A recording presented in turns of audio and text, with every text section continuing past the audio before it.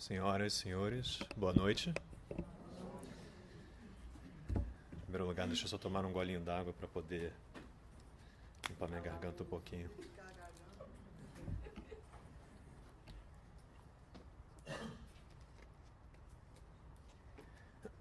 Como sempre, eu gostaria de agradecer muito por esta oportunidade de estar aqui para, com muito respeito e humildade, compartilhar o estudo que eu pude fazer durante esse período em que eu pude ler sobre essas obras tão esclarecedoras que o Espiritismo nos oferece.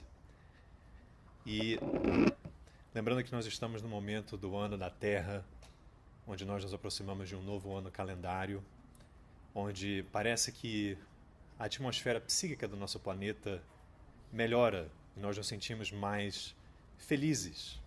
E isso é porque não necessariamente que Cristo se aproxima da Terra, mas porque nós nos aproximamos dele. Porque com o Natal nós pensamos nele. E todos na Terra, então, abrimos o coração para a presença de Jesus. Então ele se aproxima e ele se adentra.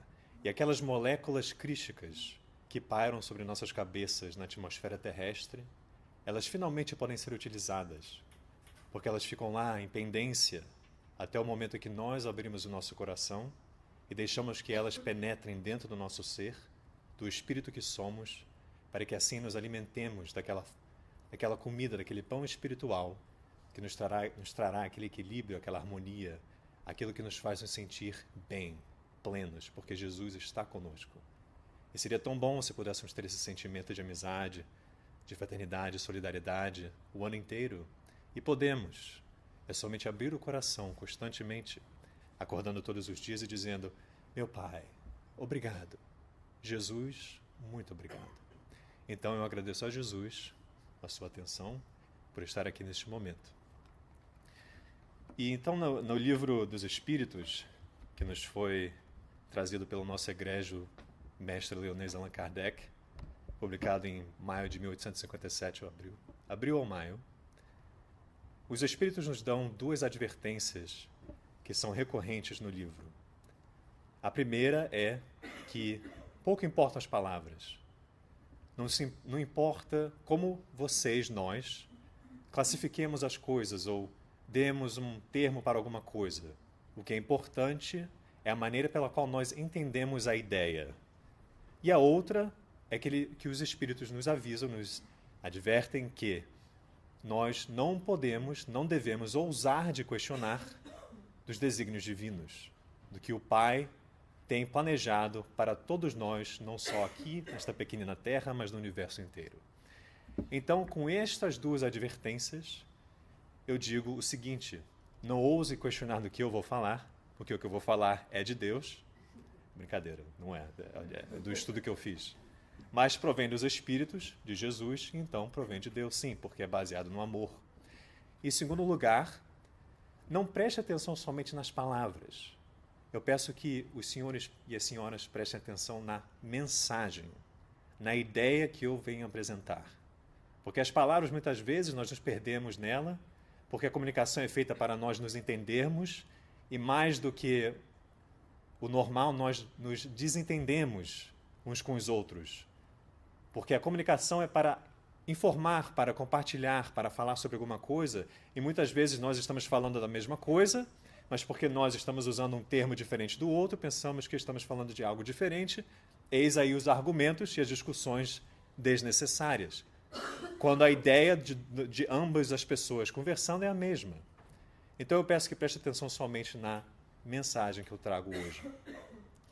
E com essa reflexão, então, eu gostaria de dizer que em meados de 70 após de Cristo, durante o reinado no Império Romano de Antonino Pio e Adriano, existiu um cientista que é muito conhecido pelo nome Cláudio Ptolomeu.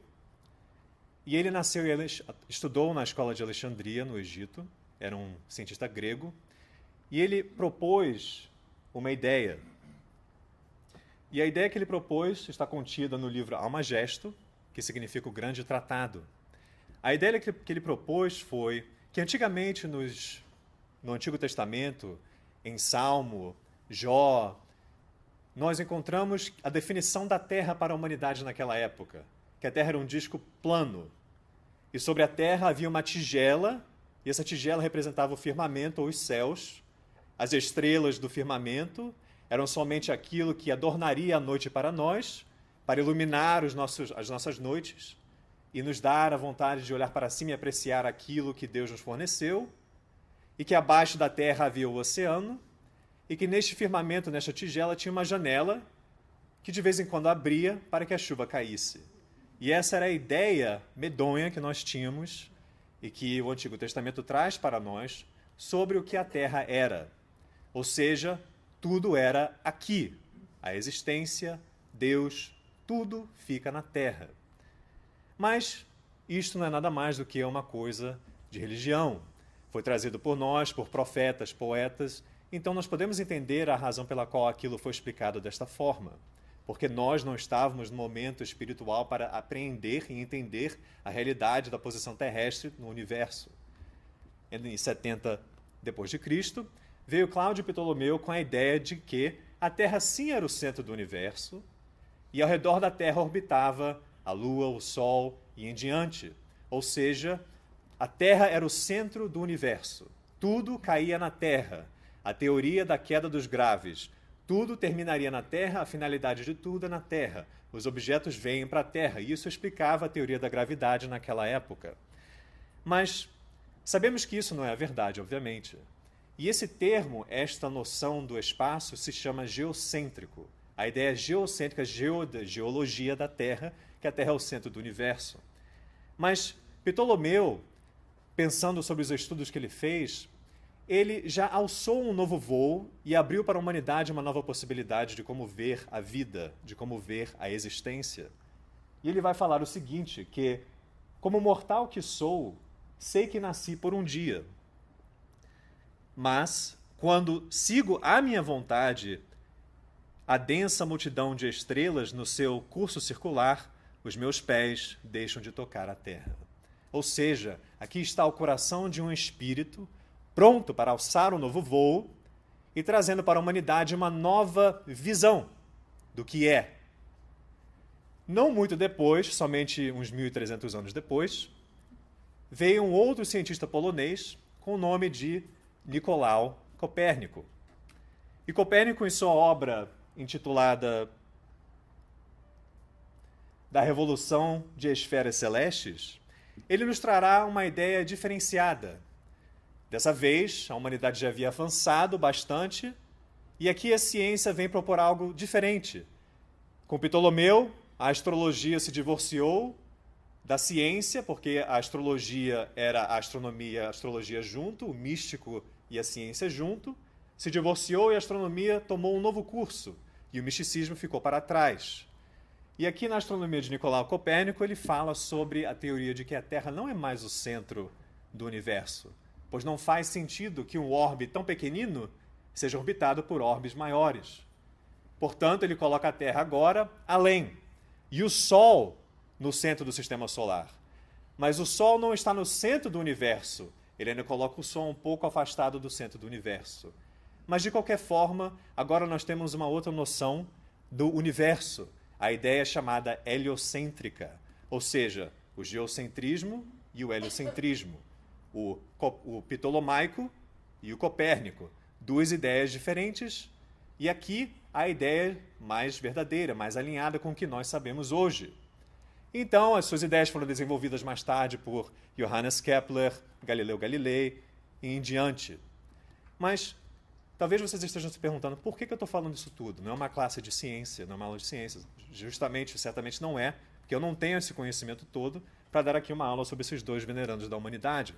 Mas são figuras importantes, espíritos que foram enviados à Terra por Jesus para nos trazer uma mensagem de esclarecimento, para abrir as nossas possibilidades e reconhecer que a vida talvez não seja somente esta, e que a Terra realmente não é o centro do universo, e mais importante que nós não somos o centro do universo. Porque quantas vezes nós achamos que somos o centro de tudo? Portanto, a ideia que eu trago é a seguinte. Temos, então, o sistema geocêntrico, ou seja, o sistema ptolomaico, e o sistema heliocêntrico, ou seja, o sistema copernicano. E aqui eu proponho a seguinte ideia. Temos espíritos ptolomaicos, encarnados na Terra, a maioria de nós, e temos espíritos heliocêntricos, a minoria de nós, muito grande minoria de nós. Ou seja, a maioria de nós se comporta na vida de uma maneira geocêntrica. Tudo cai em mim. A queda dos graves, tudo que tem que vir para a Terra vem para mim. Os problemas só acontecem comigo. Tudo é só comigo. Ninguém mais. Eu sou o ponto central do universo. E aí vem um espírito um pouco mais evoluído, porque já passou por mais existências, e ele levemente e suavemente já diz: eu não sou o centro do universo. Eu orbito algo muito maior do que eu, e agora eu me diminuo perante a grandeza da vida. Porque a vida não é a existência que nós temos hoje. Isso aqui é um período breve, que nós navegamos para crescer e aprender. A vida é o que está acolá. É o que abrange e engloba todas essas existências curtas que nós percorremos durante a vida milenária e multissecular do espírito imortal que somos. Então, Emmanuel, no livro O Consolador, continua a nos menosprezar e nos colocar no lugar devido que devemos estar, que no item 71 do livro Consolador, ele dirá o seguinte: no turbilhão do infinito, o sistema planetário centralizado pelo nosso Sol é excessivamente singelo. Se puder trocar alguma palavra aqui, eu diria: no turbilhão da multidão, o sistema individual centralizado pelo nosso ego é excessivamente singelo, constituindo um aspecto muito pobre da criação. E ele dirá em seguinte nesse item que é somente pensarmos em Capela, a estrela mais próxima do nosso sistema, que é 5.800 vezes maior do que o nosso próprio Sol. E lembrando que a Terra é 1.300.000 vezes menor do que o nosso Sol. Que somos diante de tudo isso? O centro do universo? Eu acho que não. Eu penso que não. Eu penso que não. Então, por isso que eu trouxe essa ideia, para que nós podemos nos alinhar aqui em pensamento e com o tema de hoje. E nós encontraremos no item 133 do mesmo livro Consolador o seguinte: o homem educado pode reconhecer onde falam as circunstâncias da vontade de Deus em seu benefício e onde falam as que se formam pela força da sua vaidade pessoal e do seu egoísmo. Com licença. Com ele, portanto, estará sempre o mérito da escolha, nesse particular. Então, quando nós falamos que, quanto problema na minha vida é tão pobre, tão terrível, que coisa chata, acordar hoje, ter que ir para o trabalho, ter que fazer isso, etc. É tudo tão problemático. Por quê? Porque só nós vemos o hoje. É isso, o imediato. O que importa é o agora. Deixemos que o hoje monopolize a nossa existência. Nós agimos geocentricamente e encarnamos o espírito ptolomaico e focamos somente no hoje. Então, a grandeza dos problemas se aumentam, multiplicam exponencialmente até que elas nos consomem. E a vida vira aquele negócio metódico, pequeno, que nós devemos somente fazer o que a Terra demanda, em busca de felicidades que não vão durar, felicidades fugazes, como Jesus disse. Onde o seu tesouro está, o seu coração estará. Ou seja, se o meu tesouro está numa coisa da terra, uma felicidade terrestre, que vai corroer e se desfazer, o que acontecerá com o meu coração? Ele vai multiplicar? Ele vai se tornar mais feliz? Eu penso que não. Ele vai corroer.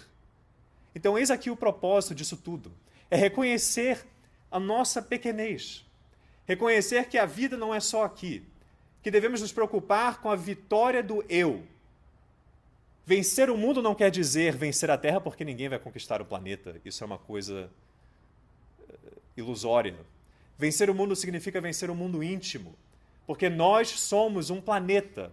Temos várias existências contidas dentro de nós, ou seja, várias vidas, um mundo inteiro. Como o antigo poeta Walt Whitman aqui dos Estados Unidos diria, contradigo-me, sim, eu contradigo-me, pois eu sou uma multidão. E somos uma multidão. Então a ideia é deixar que essa multidão se transforme. Jesus fala sobre a luta com a espada. Mas que luta é essa? É para extirpar aquilo que é negativo dentro de nós, deixando que a divindade acorde e desperte as moléculas crísticas que estão dentro de nós, para que elas possam eclodir e desabrochar a flor da beleza que está dentro de nós, para que possamos performar a nossa vida com o amor de Jesus. Esse é o intuito da vida. Esse é o intuito da existência. Então, o que poderemos dizer desse momento que todos nós conhecemos, o momento clássico da história de Saulo, que se tornou Paulo após este momento? Nós, então, na humanidade, caminhávamos em busca de deter aquilo que é da terra, como Saulo faria, buscando extirpar da terra aqueles que eram contra, entre aspas, a sua religião, os cristãos primitivos, buscando aquele em Damasco para eliminar de vez a ideia de Jesus na terra. Somos Saulo neste momento, a grande maioria de nós, ainda buscando eliminar o Jesus interior. Mas o que aconteceu na progressão do tempo? Veio um espírito maravilhoso, excelso, iluminado, chamado Hippolyte Léon Denisard Rival, que depois foi adotar o pseudônimo Allan Kardec, e esse egrégio leonês codificou para nós a bela, consoladora doutrina, o Paracleto. E ele foi o clarão que cegou o Saulo interior da humanidade com sua codificação e com o auxílio dos espíritos superiores e de Jesus. E ele nos cegou. E agora nos ajoelhamos porque temos esta ideia de que a vida é muito maior do que o que temos agora. E então, genuflexos, ajoelhados, perguntamos: Senhor, o que queres que eu faça? E agora vamos na cidade buscando aquele que nos auxiliará a enxergar, que é nada mais, nada menos do que o próprio Kardec, as obras dos espíritos superiores, que nos auxiliam a ver a vida da maneira verdade que nós devemos enxergar, com os olhos do espírito e não os olhos físicos, que nos limitam demasiadamente, no horizonte convencional da Terra, quando a vida é tão mais do que isso e tão mais bela do que isso. E vemos isso aqui na mensagem do espírito de Cardeal Morlot, que foi psicografado em 1863 em Paris. Ele diria o seguinte, isso no capítulo 5 do Bem-aventurados os Aflitos, no item 20: Não sou feliz, a felicidade não foi feita para mim, exclama geralmente o homem, em todas as posições sociais.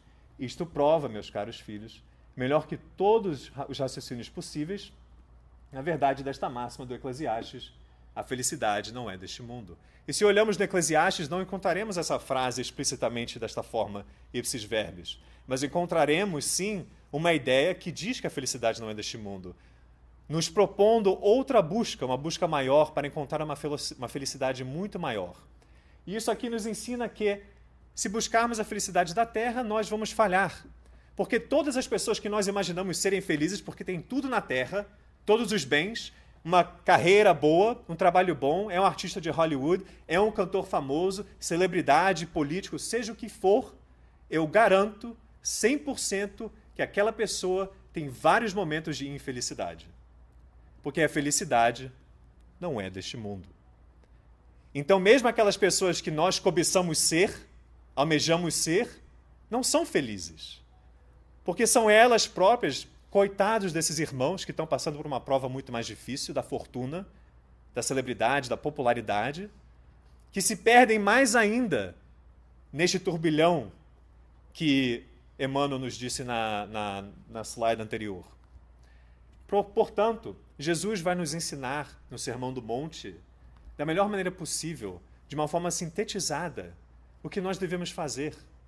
Lá ele dirá o seguinte em Mateus 5,12: Alegrai-vos e regozijai-vos, porque será grande a vossa recompensa nos céus.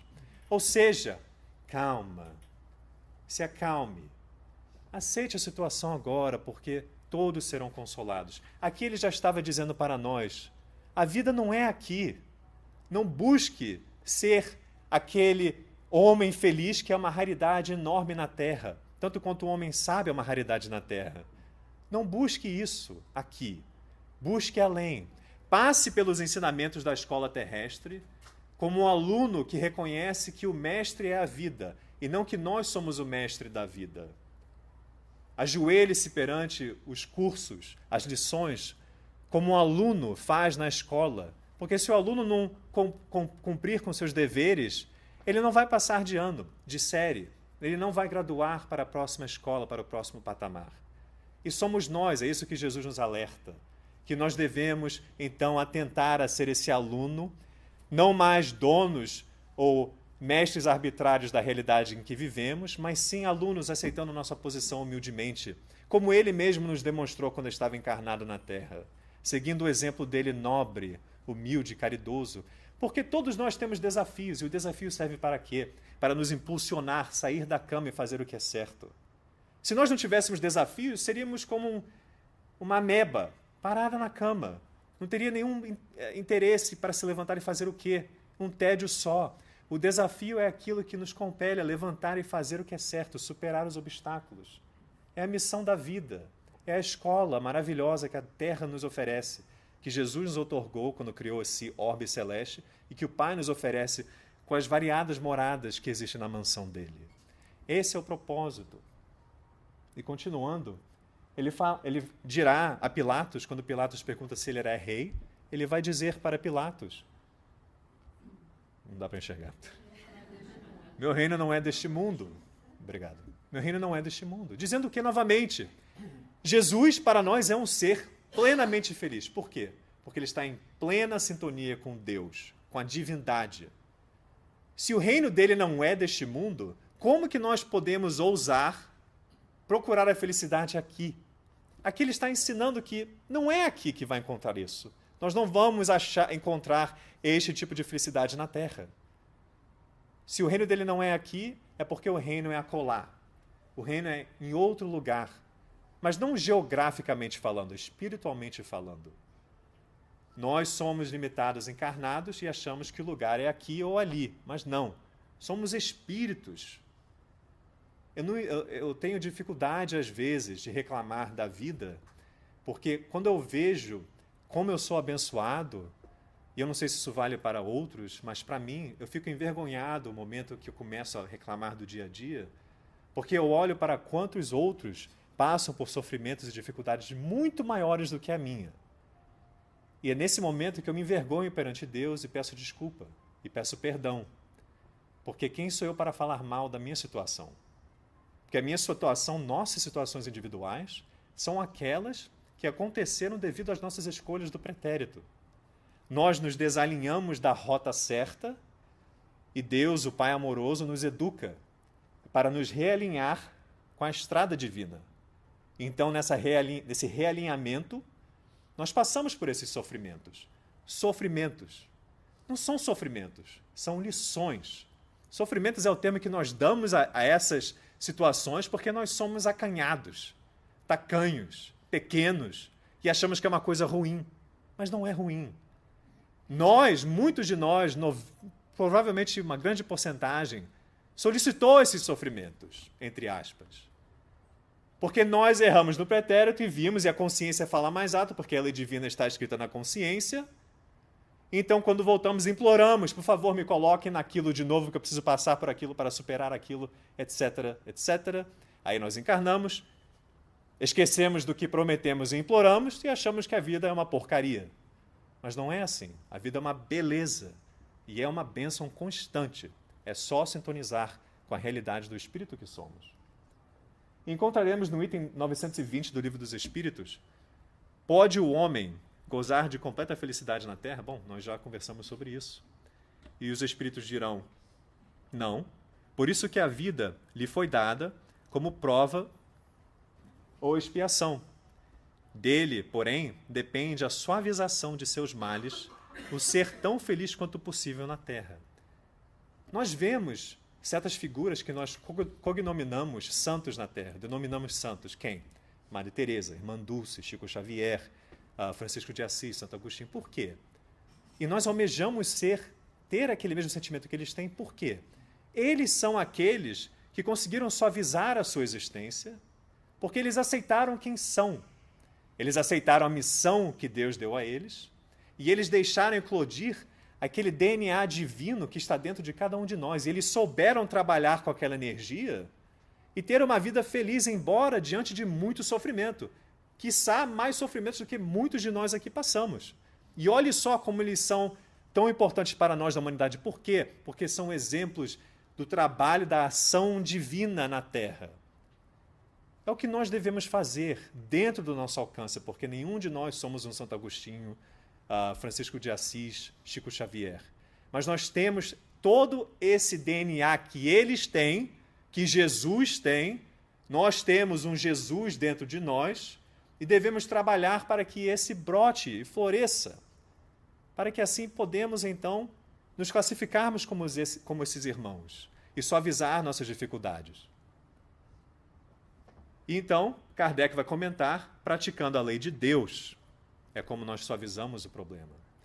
Praticando a lei de Deus, a lei da correção, nos alinhando com Ele e entendendo que os problemas que vêm para nós são consequência de algo. Porque se nós rastrearmos a origem de qualquer problema na nossa vida, se for um problema da vida causada por alguma coisa que nós fizemos nesta existência, a origem do problema foi uma escolha nossa, uma escolha equivocada. E se nós não podemos encontrar a origem nesta vida, nesta existência, é porque a origem está numa existência pretérita.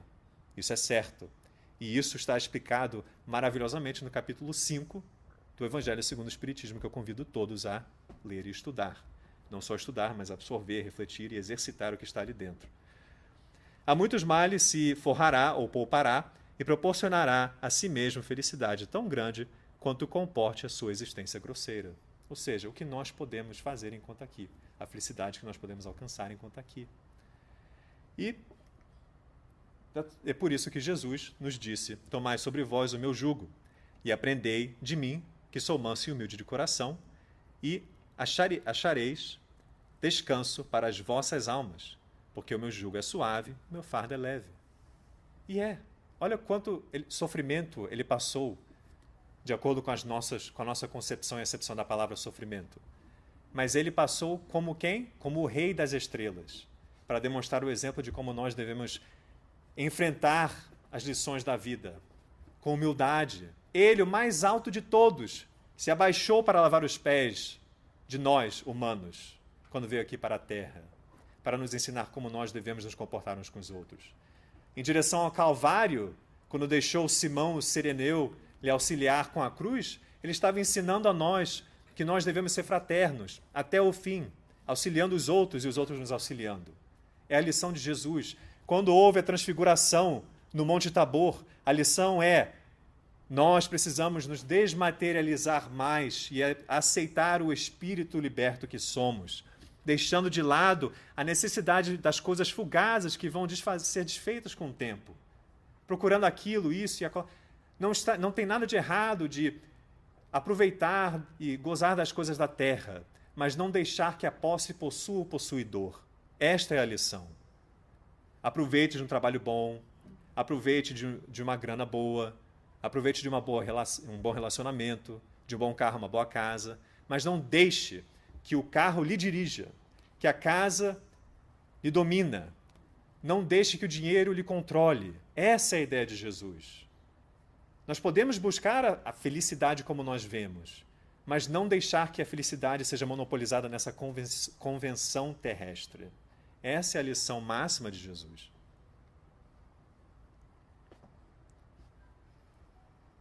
E vemos no Livro dos Espíritos, no item 783, o seguinte: quando, porém, um povo não progride tão depressa quanto devera, Deus o sujeita de tempos a tempos a um abalo físico ou moral que o transforma. E podemos aplicar isso a um indivíduo. Quando, porém, um indivíduo não progride tão depressa quanto devera, Deus o sujeita de tempos a tempos a um abalo físico ou moral que o transforma. Isso acontece muitas vezes. É quando nós ficamos acomodados com a vida e achamos: não preciso fazer mais nada, já conquistei tudo o que eu quero, já tenho o que eu preciso. Porque nós precisamos fazer tudo o que é possível para praticar o bem na terra enquanto aqui. Não é somente não fazer o mal, os Espíritos nos explicam, é fazer o bem. E nós seremos questionados por todas as oportunidades onde nós, quando poderíamos ter feito o bem, não fizemos o bem. Então, não deixe chegar a este ponto para ser abalado. Aquela calamidade que nós vemos na Terra, calamidades naturais, desastres naturais, as calamidades às vezes acontecem também no individual, no indivíduo. Então, não deixemos que isso aconteça. E Kardec explicará, nessas comoções, o homem quase nunca percebe senão a desordem e a confusão momentâneas que o ferem nos seus interesses materiais. Está aqui o espírito ptolemaico, o geocentrismo.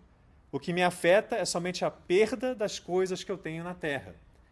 E o homem, isso acontece muito conosco. A gente vê um acidente, um problema mundial, seja ele econômico, seja ele uma calamidade natural, e só vemos a destruição. E esquecemos que depois da procela, da tempestade, vem o bem. E nós precisamos adotar o espírito, a visão heliocêntrica, de que a Terra e nós não somos o centro do universo, e pensar como aquele, porém, que eleva o pensamento acima da sua própria personalidade, admira os desígnios da providência que do mal faz sair o bem. Que tudo que acontece é para o bem, não para o mal. E nossa psicosfera da Terra, pelo turbilhão de nossos pensamentos, cria esses eventos. Se nós todos tivéssemos a paz sincera interior e o mundo inteiro tivesse essa paz, eu penso que a Terra não teria quase nenhuma calamidade natural. Mas como nós somos raivosos, impacientes, temos muitos problemas com os outros, porque vemos nos outros os problemas que nós temos em nós mesmos, e por isso que ficamos com raiva, e temos ciúme, inveja, e isso tudo cria um turbilhão, um torvelinho na atmosfera da Terra, na psicosfera, e isso é trabalhado, e se materializa, não da maneira que a gente vê, que nós podemos ver, mas de outra forma, espiritualmente falando, e cria esses problemas que nós temos na Terra. Por isso que é importante, Jesus sintetizou a vida, vigiai e orai. Vigiai o seu comportamento e orar pedindo auxílio do Senhor e de Jesus para nos guiar na vida, para que nós não desviemos daquela rota. 784 dirá o seguinte: faz-se mister que o mal chegue ao excesso para tomar compreensível a necessidade do bem e das reformas. É o que vemos hoje em dia. Nós estamos tão acomodados que é necessário que todos os problemas que temos na Terra hoje, que estão exponencialmente ocorrendo, aconteçam, para nós acordarmos para a realidade. Estamos em transição, mas não é transição planetária como nós pensamos que a Terra vai se transicionar. É a transição planetária íntima. Nós precisamos nos mudar, transformar, pegar aquelas centelhas divinas e transformá-las em coisa boa. Nós vamos para a academia para malhar, para ficar sarado, não é? Eu gosto de ir para desenvolver o músculo. Nós exercitamos, vamos lá, tal, para ficar um pouco melhor, saudável fisicamente. Isso é o músculo da Terra. Mas e o músculo do espírito? Nós vamos na academia espiritual? Tem alguma LA Fitness no mundo espiritual? Eu penso que tem. E qual é essa academia espiritual? É o sintonizar-se com o eu verdadeiro, o Jesus interno, e malhar as virtudes. Quando nós vamos na academia, aqui na Terra, e focamos somente em trabalhar a parte superior do corpo, ficamos o quê? Uma pessoa com pernas de galinha e um corpo bem sarado em cima, não é? É a verdade. Se o músculo não é malhado, ele atrofia. Nós sabemos disso. E se o músculo é malhado, ele tem uma hipertrofia, ele cresce. O espírito é a mesma coisa. Se malharmos as virtudes, nós teremos uma hipertrofia das virtudes. Se não malharmos as coisas más, que nós consideramos más, como ciúme, inveja, raiva, orgulho, egoísmo, elas vão atrofiar. Para de malhar esses negócios. Parem de malhar isso. Eu estou falando para mim mesmo também. É parar de exercitar essas coisas ruins. Para dar espaço para que as coisas boas se desenvolvam, e em vez de perna de galinha, nós temos asas para voar e alçar voos. Porque nós desenvolvemos a sabedoria, mas esquecemos de desenvolver a moral. Mas são duas asas que têm que bater simultaneamente, em coreografia. Se desenvolvermos somente a sabedoria, nós vamos voar em círculos, que nem um pássaro que é meio retardado. Então nós precisamos desenvolver a asa do amor, da moral, para que as duas funcionem e assim nós podemos voar para cima. De uma forma metafórica, obviamente. Não é? E continuando, qual o maior obstáculo ao progresso? Eu penso que todos devem saber a resposta. Não é uma parede. Não é? É o orgulho e o egoísmo. Então, o que fazer? Deixa que eles atrofiem. Malhe as virtudes. Vá para a academia. A academia é o quê? É a vida da Terra. A existência aqui. Está com um problema? Nós todos temos problemas para compreender o problema dos outros. Se nós não tivéssemos problemas na vida, como que nós compreenderíamos o problema dos outros? Onde estaria a tolerância? Eu passei por uma dificuldade horrível. Não eu, estou só dando um exemplo. Passei por uma dificuldade horrível. Mas superei ela. Estou vendo meu irmão. Irmão porque é filho de Deus. Mas não conheço, não é irmão sanguíneo. Mas ele está passando por uma dificuldade muito grande. E eu entendo por que ele está com falta de paciência, por que ele está raivoso, zangado, porque eu passei por isso. Então os problemas nos ensinam a lidar com os outros. E quando nós malhamos e trabalhamos as virtudes e superamos os problemas, servimos de exemplo para esses demais que estão passando por esses problemas. Por isso que nós chamamos Madre Teresa de Calcutá, Irmã Dulce, Chico Xavier, Francisco de Assis, Santo Agostinho de santos. Porque eles passaram por isso, superaram e deram o exemplo do Cristo, que é trabalhar o bem e fazer o bem.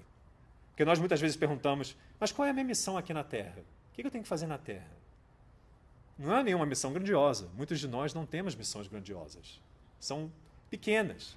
Às vezes, compor uma família, ter filhos, constitui 80% da nossa missão. E se fizermos da forma boa, está cumprida. O resto é no piloto automático. Faz o bem e se alinhe com Deus. É isso, é simples, mas nós complicamos muitas vezes a nossa missão. Mas os Espíritos, no item 860 do Livro dos Espíritos, nos dizem que, parafraseando, a missão é fazer o bem. Ou seja, transformar quem nós somos, para o bem, para o melhor. E Kardec dirá, curta, porém, é a duração desse estado de coisas, que mudará a proporção que o homem compreender melhor que, além do que o gozo dos bens terrenos nos proporciona, uma felicidade existe maior e infinitamente mais duradoura. É o que Jesus disse. Meu reino não é deste céu. Meu reino não é deste mundo. É isso. Está aí. Tudo se liga. Tudo é conectado. Quando alguma coisa é boa, é conectado com outra coisa boa. O Livro dos Espíritos é bom, conectado com os ensinamentos de Jesus. Um livro de ciência é bom, esclarece, é conectado com Jesus. Nós chamamos de ciência porque classificamos assim. Mas a ciência é de Deus. Não é uma coisa religiosa, é uma religiosidade. Porque quanto mais nós avançamos na ciência e aprendemos mais sobre o universo, nós nos diminuímos como devemos nos diminuir e entendemos a nossa realidade. Então a ciência é de Deus, que ela nos ensina a amar, nos ensina a apreciar a grandeza de todos os dias. Quantas coisas acontecem ao nosso redor e funcionam automaticamente sem nós precisarmos nos preocupar? Quem controla tudo isso? Qual é a beleza da inteligência que controla tudo isso? Como que pode? Já pararam para pensar? Eu penso todos os dias. Quando eu estou no carro, mas quem que está cuidando do fulano de tal lá no outro lado do mundo? Quem que sabe desligar o sol ou ligar a lua? Quem que sabe desmanchar a nuvem e colocar outra nuvem ali? Quem que sabe fazer chover ali e fazer uma seca a colar? Como que isso é possível? Então, meus irmãos, não se iludam. Não pensam que estão no controle da vida. Nós não estamos no controle. Nós dirigimos o carro, mas nós não pavimentamos a estrada. A estrada já está lá. Existe um determinismo, que é o de se melhorar, a auto-melhoria, o auto-aperfeiçoamento. Mas nós temos que dirigir o carro de uma maneira controlada, porque senão nós desviamos da reta e vamos ter um acidente. Não um acidente, uma colisão com nós mesmos. Deixando a vida futura de estar velada pela dúvida, o homem perceberá melhor que, por meio do presente, lhe é dado preparar o seu futuro. É isso. Desvendou a vida maior? Muitos de nós caminhamos na peça teatral da vida de hoje e esquecemos que atrás da cortina tem um enredo de bastidores gigantesco, trabalhando para que nossa peça funcione da forma certa. E temos os extras que vêm e que passam, que nos ensinam, nos auxiliam, e muitas vezes aqueles nos bastidores entram nos nossos ouvidos e nos lembram da parte do script que nós devemos realizar e efetuar na nossa vida. Mas se nós não tivermos os ouvidos de ouvir, vamos deixar que a peça não se desempenhe do jeito que deveria se desempenhar.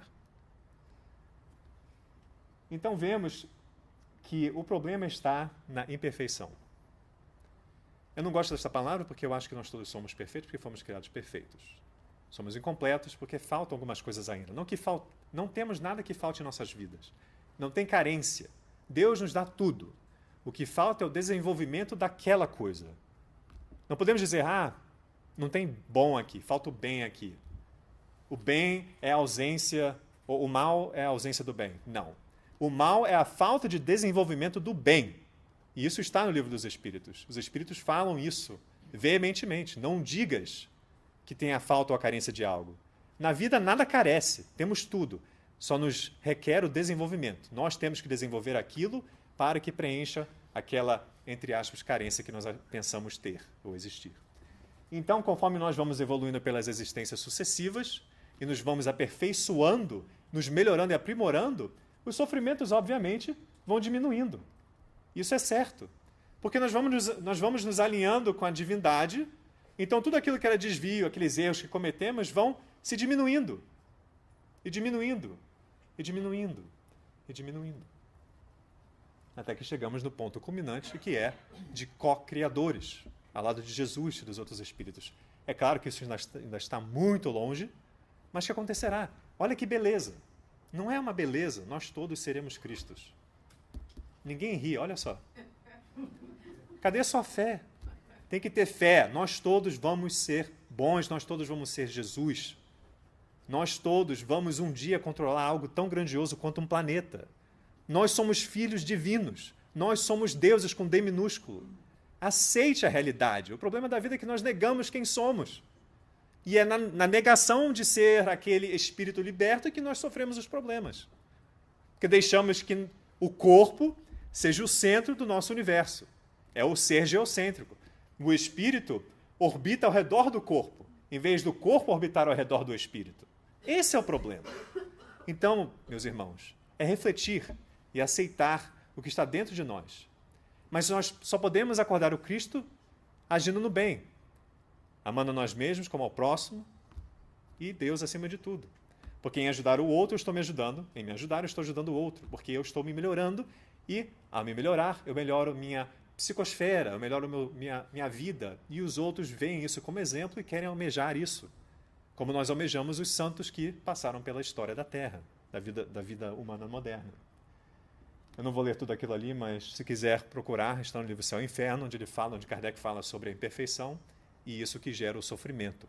Está ali no capítulo 5, item 5, é só procurar quando chegar em casa. Então, Emmanuel vai dizer, cumpre-nos reconhecer que o próprio homem, à medida que se torna responsável, organiza o determinismo da sua existência. Ou seja, quando nós saímos daquele determinismo completo do instinto, quando nós temos o livre-arbítrio, nós agora podemos organizar o determinismo da nossa existência, de uma certa forma, a um certo grau, dependendo da nossa evolução, agravando ou amenizando-lhe os rigores, os problemas, as durezas, até poder elevar-se definitivamente aos planos superiores do universo. Está aí, é a nossa escolha. A vida é maravilhosa, é bela. Qual é a escolha? Eu acordo amanhã, eu tenho duas escolhas. Ou eu reclamo ou eu agradeço. Se eu reclamar, meu dia vai ficar bom? Se eu agradecer, vai ficar bom? Legal, não é? Se eu acordar e sorrir e dizer, obrigado.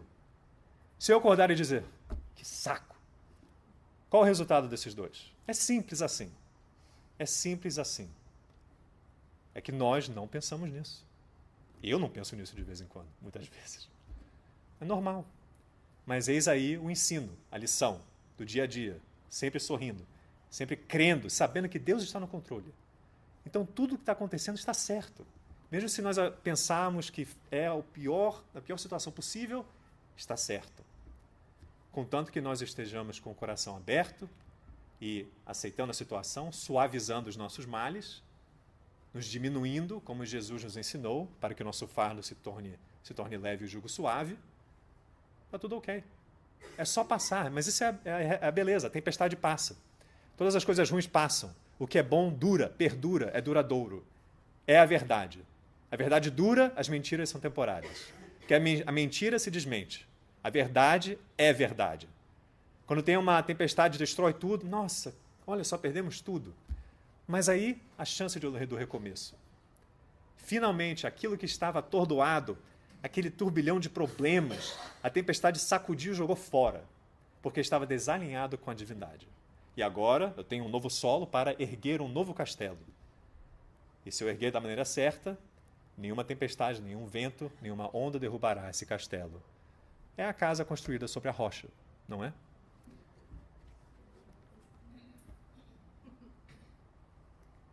Então, vemos aqui, como eu disse, essa cena do Tabor, do Monte Tabor, da transfiguração de Jesus. Nos imaginemos em frente a Jesus, vendo o que ele nos ensina diariamente, que é desmaterializar-se, deixar de lado aquelas coisas que nós deixamos nos controlar, porque a felicidade não é uma meta a ser alcançada. Richard Simonetti, que é um conferencista conhecido no Brasil espírita, ele dirá no seu livro Uma Razão para Viver que a felicidade não é uma estação da vida, é uma maneira de viajar. Então é isso. Aceite a situação e a vida e viaje com ela, com a felicidade. Não pense que vai chegar a um ponto, estou feliz. Não é assim. É ser feliz enquanto viajar. É o propósito da vida. É a meta, é o objetivo. Então, no Consolador, na questão 302, vemos o espírito encarnado, Emmanuel, novamente pela psicografia de Chico Xavier, o espírito encarnado ainda não ponderou devidamente o conjunto de possibilidades divinas guardadas em suas mãos, dons sagrados, tantas vezes convertidos em elementos de ruína e destruição. É o que eu disse. O que Madre Teresa fez? O que Irmã Dulce fez? A primeira parte. O que nós fazemos? A segunda parte. É simples assim. A e B. 1 mais 1 igual a 2. Não tem complicação nenhuma. Não precisa ser cientista. A fórmula da vida é simples. Amar mais amar igual a amar. É isso. Então Jesus nos alerta, nos adverte em Mateus 18, 7. O escândalo é necessário, mas ai daquele por quem o escândalo vier. E podemos aplicar isso no trânsito. O trânsito é a expiação global, certo? Todo mundo passa por ela. Então estamos presos no trânsito, e o trânsito é o problema, representa a vida. Nós estamos no nosso veículo, que é o nosso corpo, dirigindo, nosso mundinho ali, com musiquinha e tal, e vemos ali um problema enorme, um acidente, um cara cortando o outro, um xingando o outro, e é um escândalo danado. Mas eu não estou participando disso. Eu sei que é parte da vida, mas eu estou no meu carro, concentrado, orando, escutando uma música boa, entendendo que aqui, porque a Terra é um mundo de provas e expiações, faz parte.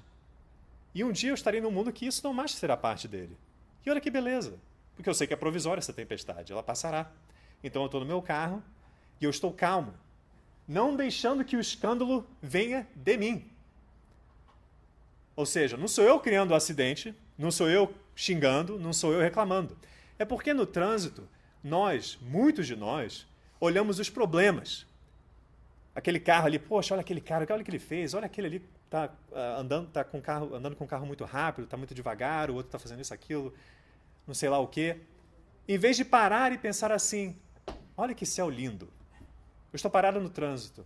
Aproveite aquele momento em que você está parado, estacionado no trânsito, literalmente. Olhe para o céu, olha que céu lindo. Olha os pássaros belos que alçam voos libertos. Olha as nuvens que se transformam a cada momento, demonstrando uma pintura nova no firmamento. Olha só essas flores no acostamento. Olha essas árvores frondosas que me alimentam o meu sistema respiratório. Olha o sorriso no lábio daquela criança no carro do lado que está jogando no seu telefone, no seu iPhone, no seu Samsung Galaxy, seja o que for.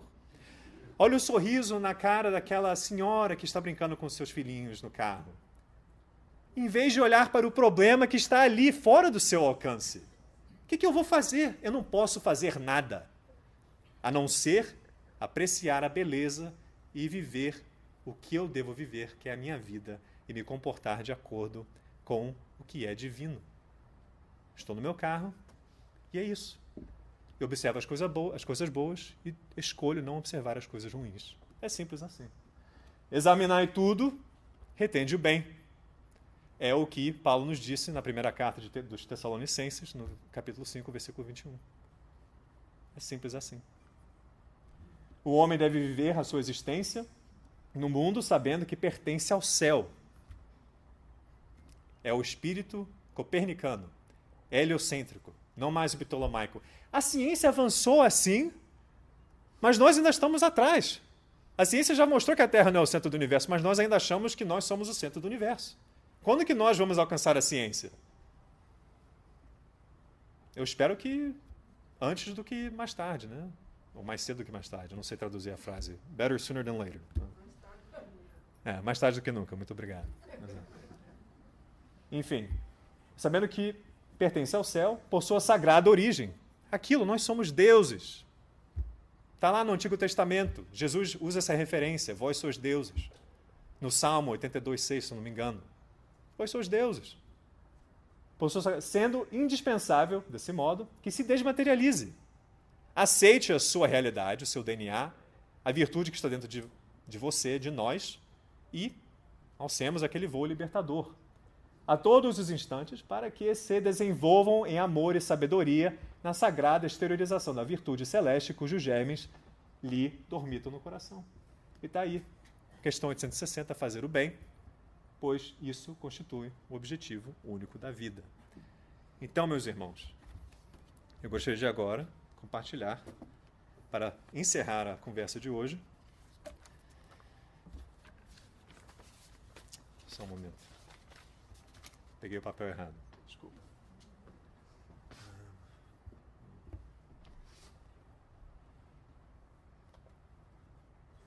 Só um minutinho, me desculpa. Vou ter que improvisar aqui.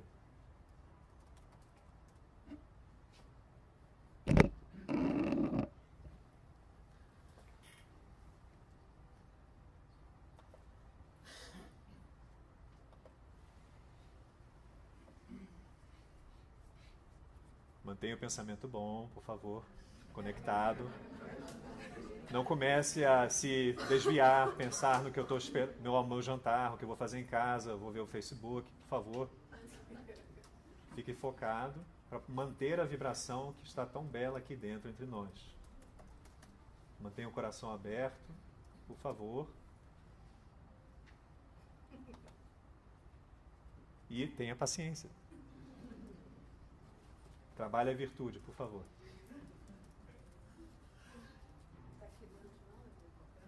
Não, eu tenho aqui no e-mail. Ok. Do me a favor. Can you turn the volume up? Open that door. Não, Silvana, por favor. Aumenta o volume só um pouquinho.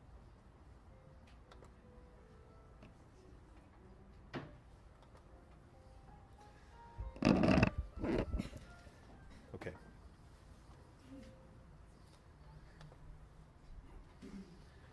Então, meus irmãos, se vocês quiserem fechar os olhos e acompanhar as palavras, ou não, tanto faz, a sua escolha.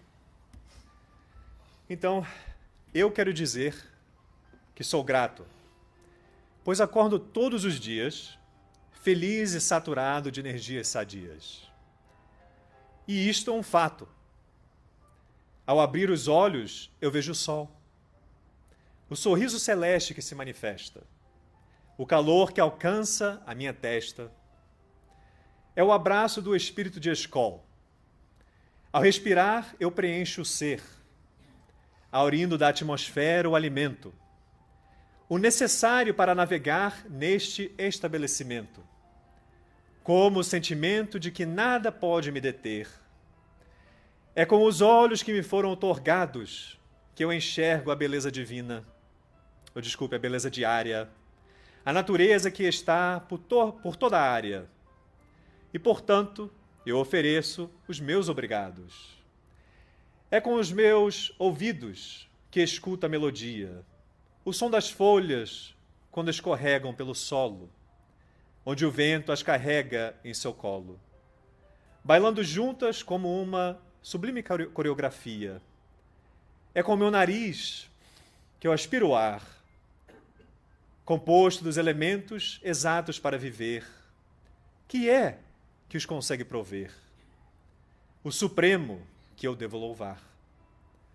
É com os lábios que eu posso sorrir, diante do convite do amanhecer, o estímulo que facilmente consegue me convencer para onde eu devo ir. É com os pés que eu posso caminhar, trilhando uma jornada de esperança, forjando uma estreita aliança com o espírito que me deve dominar.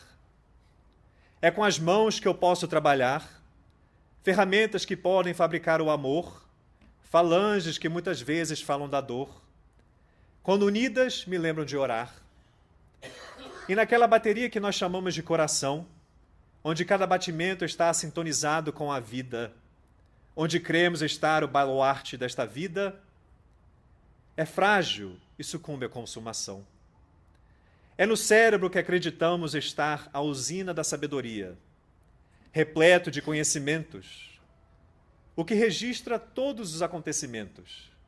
Não é nada mais do que uma maquinaria. É com este corpo sagrado que eu aqui estou, a obra-prima, que é ínfima, que não me acompanha para onde vou. Porém, enquanto neste domicílio é a minha manifestação, que representa toda a minha canção, o presente que ele deu ao seu filho. Eu vejo na amizade aquela que me circunda, o amor para o qual ela redunda, a união criada pela fraternidade. Eu vejo na família o núcleo mais belo que deve ser sempre abençoado e nunca menosprezado, pois é a mais sagrada ilha. E vejo em Jesus o meu futuro. Mas como ainda sou imaturo, porque muito pequena ainda é minha luz, porém com ele minha vida ganha sentido. E nele encontro tudo o que é necessário ser obtido, vendo o exemplo belo da vida dele. Então é assim que eu posso dizer: eu amo a vida, e não tenho mais dúvida, pois sei o que tenho que fazer, vencer o mundo, superar qualquer obstáculo, entrever o crepúsculo e seguir a fundo. Nesta jornada de amor, que a semente se brota a flor, que só pode ser obra do Senhor, és a vida que eu adoro, és o Pai onde eu demoro, és a fonte onde eu revigoro, tenho tudo o que preciso nela, não importa ser nesta ou naquela, a vida é bela. Muito obrigado.